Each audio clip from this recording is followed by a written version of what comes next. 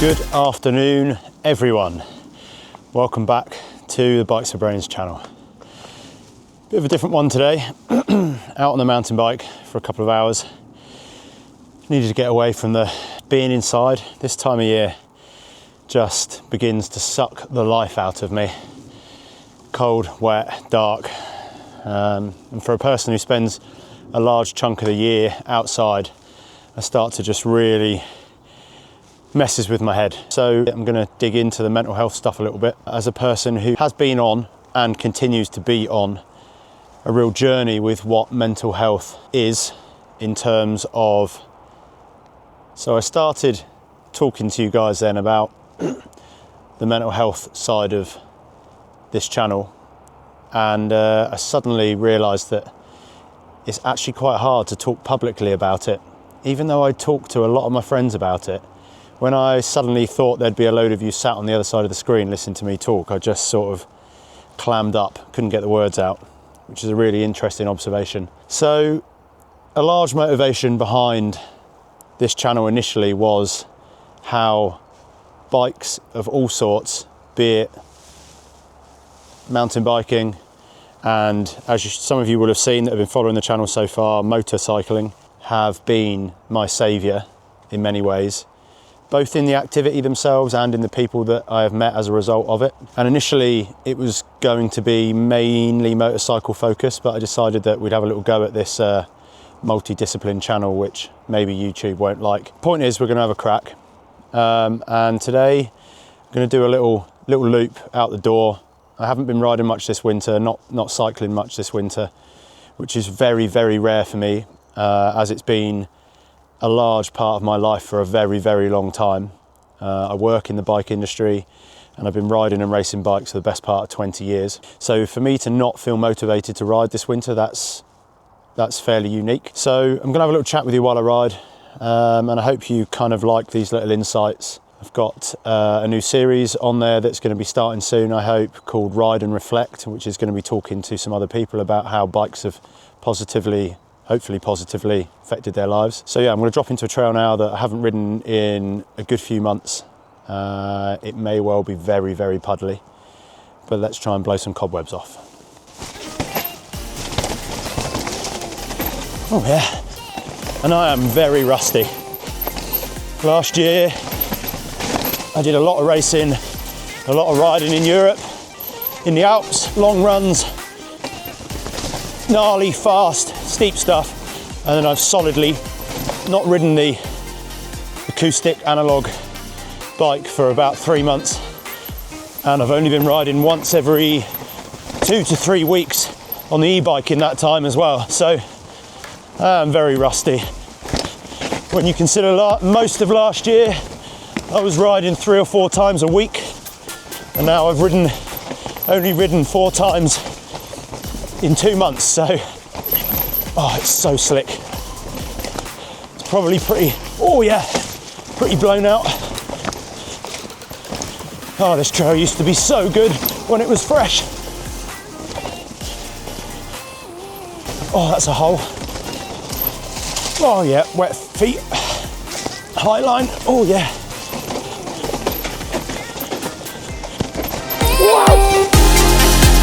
That's a hole. Well, one thing's for sure, or a few things are for sure. I am very rusty and the trail conditions are pretty crap. So I'm going to attempt to talk through a very brief history of my struggles with the chimp inside my brain whilst pedalling up the next trail. Try and keep this short and sharp. As with many people that are maybe the... Start again. What are you trying to say, mate? What are you trying to say? Just talking about it out loud is so much harder than I thought it would be. Like, I've had plenty of therapy over the years and found talking to those people fairly easy, and talking to my friends found it fairly easy. But as soon as you put a camera on and make the assumption that a load of people you don't know are going to listen to it, all of a sudden it becomes a fuckload harder. Who'd have thought? Anyway, here we go. My first acknowledgement that I was struggling with something was that I got blindsided by random panic attacks for seemingly no reason at all. And to cut a very long story short, I first experienced that many years ago when I was a child, but I obviously never understood what it was back then. And then, as is often the case with mental health, it kind of waxed and waned, and it went away for a few years, and then it happened again, and then it went away for a few years, happened again, until about 8 years ago, it came back with a vengeance. And you know, I thought I was doing everything that I possibly could to look after myself. I was aware of the importance of keeping my brain active and trying to be healthy, exercising, eating well, reading every fucking self-help book under the sun. When it came back to bite about 8 years ago, I completely lost myself and yeah, couldn't see a way through. But fucking hell, lad, what are you trying to tell these people? What do you want them to take away from this? It's fucking lame to just be like, oh, bikes are good for you, even though that is what you're trying to say. What you're actually trying to tell these people is that having something that is really important to you is important because it helps your brain. That's really lame and articulated really poorly. Oh, this will sound shit. Kind of funny pedaling up that hill then. Started trying to tell a bit of a story about the inner voice and the inner chimp and the inner demon and everything in my head, and then realised that even doing something that I've been meaning to do for a long time and finally believed that I could actually have a go at it. Just huge imposter syndrome. You know, why would anyone give a shit? Why does anyone want to listen to you? You're a nobody. You know, I'm no world-class athlete. Why would anyone give a shit about what you have to say? So anyway, because the thing I'm trying to do with this channel is ultimately share some hardship and some grief and some stories and some insight and some a small amount of enlightenment into one's inner voice, I'm going to make myself keep going, because even if no one listens to this, it's good shit to talk about. So I'm going to cut a really long story short. My name's Adam. I'm the guy behind Bites for Brains. My head is a fucking mess like everyone else's. And from that statement, what bikes have brought me, all forms of bikes, mountain bikes, road motorbikes, enduro bikes, trials bikes, adventure bikes. Ultimately what they brought me is some peace and quiet from my own brain, but also some awesome friendships, some absolutely awesome friendships. So I'm gonna drop another trail, and then I'm gonna have another go at talking to you about some of the shit that I deal with every day, not because I'm important or because what I'm dealing with is actually more important than anyone else's, but just so that some people can relate with someone as to having the same struggles. You know what, if this helps one person, then job done, eh? Right, an old classic, here we go.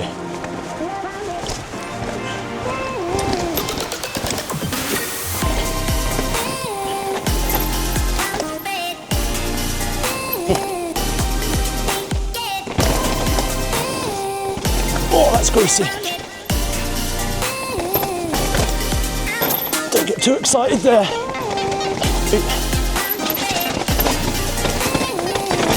Oh, let the brakes alone, Adam, come on. Get on the front.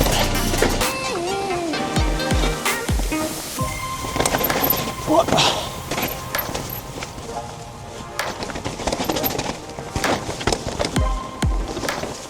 Oh.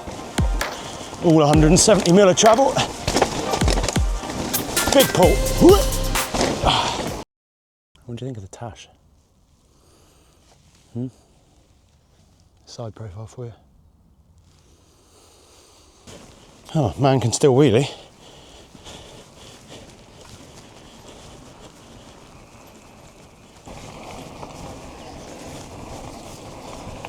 So this trail here was largely built by a guy that was going through cancer treatment at the time. Big up Hookie. So here's a great example of how someone doesn't wallow in self-pity and gets off their fucking arse and goes and does something positive. The reason I'm saying this is it's good perspective. The size of that puddle doesn't bode well for what's about to follow. Oh, there's a big hole there. Oh my day. Oh. Wow, so broken that bit. Yeah, oh, it's not where I want it to be. Oh, so much broken bunch. Roots. Hop. Oh, yeah. Wow. I'll tell you a quick story whilst I'm blowing through my arse pedaling up here.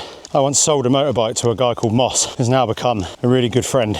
But the relationship started as a result of two things: bikes and being vulnerable I know that sounds a little bit weird, but here it is. I sold a bike to Moss. He didn't know me from Adam, pun intended.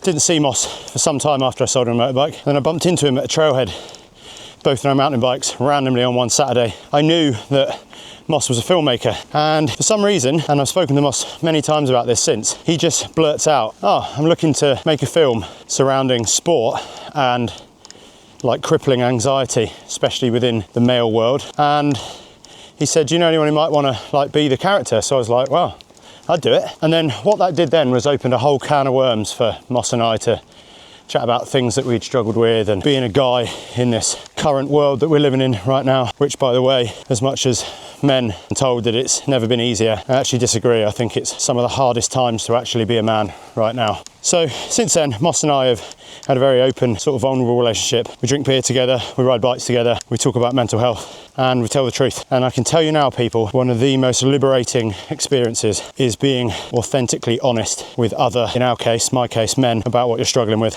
So I hear you, I know what you're going through. Bikes help, but what really helps is just being honest with other people and getting some feedback. Right, this one used to be one of my favourites.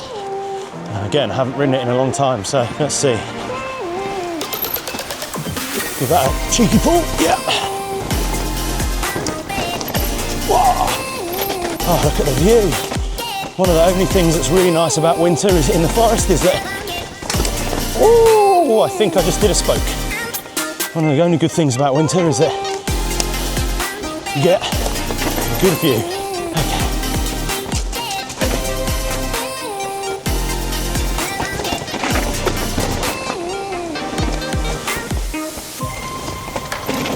Oh, we got the inside line this time. All right.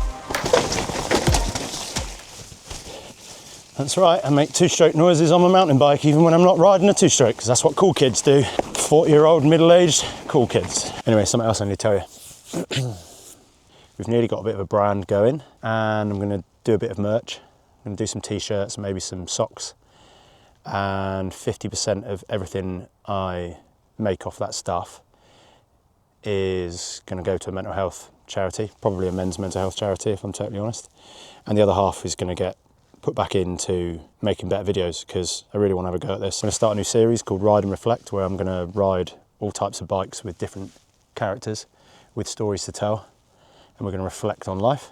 I'm going to start a Patreon page as well, so if any of you have any ideas that you want to share with me, then I'm happy to have a go at nearly anything. But if you've got any serious ideas as to how I can help some other people, like maybe there's some certain topics that you personally would like me to talk about, or you want someone to air for you, then use me as a voice, because that seems to be genuinely pretty much about the only thing I'm really good at, is talking to people. So let's use YouTube for a force of good. Any ideas, any thoughts, processes, feedback, things I should do more of, things I should do less of, hit me up. And you know what? If you want to go for a ride, or you just want to chat some shit, or you want to discuss some mental health issues that you have, or some problems, things you're struggling with that I might be able to shed a bit of light on, also hit me up. Right, let's drop another trail. All right, let's go and slap some corners. Big shout out to Ferg for rebuilding these corners a little while back. Unfortunately, brother, I think they're all a bit knackered again, but hey, I'm probably all full of them. Let's hop the puddle. Inside. All right, two-stroke noises again. Oh, yeah, snap the stick, good. Right, have to be a bit precise in here, especially this right hand, it's covered in, wow! Oh, I was inside there, fucking hell. Shit. Oh, there's a lot of litter down, wow.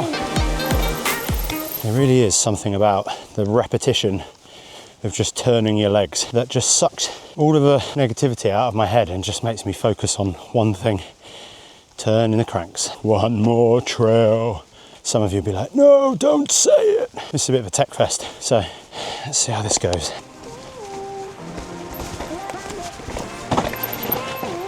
Nice and steady at the top, and then into the jank. What? Yeah, high line.